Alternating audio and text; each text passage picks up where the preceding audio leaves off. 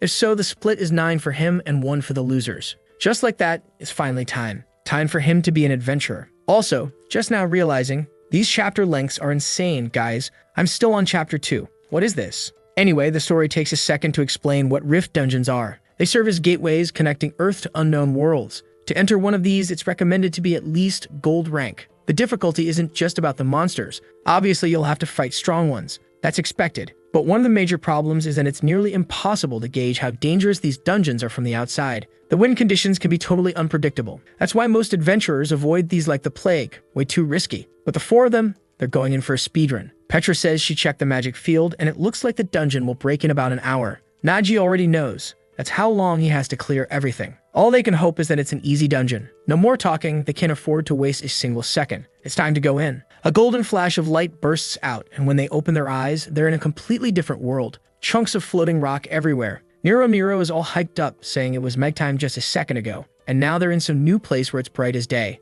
And oh my god, that Vendestar dude is they're saying today's finally the day he conquers his very first dungeon. This guy's insane, throwing himself into this as his first real experience. No way. He's claiming he's about to unleash such incredible power that everyone's gonna be left speechless. Petra just mutters that they're screwed and Naji agrees. Guys, this looks like that Steam game. Go up. They're gonna have to keep climbing all the way up to that little castle at the top. And the worst part, they only got 1 hour to finish it. Petra wants to know why he lied about being a gold rank adventurer. Naji replies that they don't really have time to explain, they just need to get this started now. If he'd shown up offering help as just a porter, those two would never have agreed to join in. But now, with the gold badge, he's not only got them following him, he's got them listening to him. Petra agrees. In the end, what matters most is saving the citizens. Meanwhile, Nero just giggles and tells them to stop worrying. Humans are slow and useless anyway, but she'll reach the top alone and fast. She's already hopping from rock to rock like she's on a trampoline. Destra is standing there, confused and impressed, but he notes something feels kinda dangerous.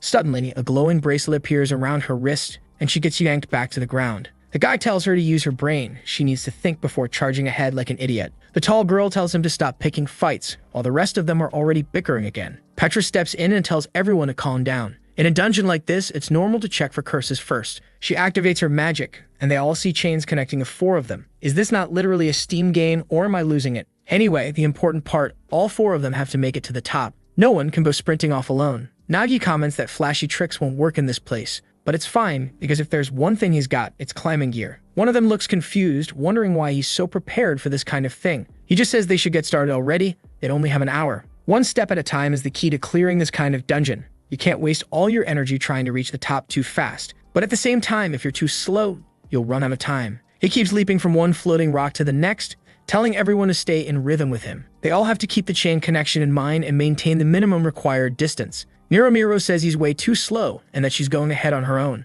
But he explains if you just dash forward, take a dumb path, and end up having to double back, you're gonna lose time. They need to move slowly and stick to the correct route, because this is a one-way trip. The idea is simple. Follow the most precise path. The problem is that this type of dungeon is full of variables. Right in front of him is some flying creature that looks like a hippo eating a boulder. The thing chomps through the very route he had calculated. Naji never imagined something like this would even exist. Petra explains that it's a flying stone-eating pig. The good news, it's not aggressive. Just don't provoke it and it'll leave you alone. The bad news, it's eating the floating rocks, which happen to be the only path they can use. Still, she's impressed, saying the ecosystem in this place is incredible. The creature eats rock, poops rock, and ends up creating new paths. But for Naji, this is a disaster. The route he planned out is now gone. He says he's got an idea. He wants to throw something to trap the creature. The problem is, if he misses, he might accidentally provoke it and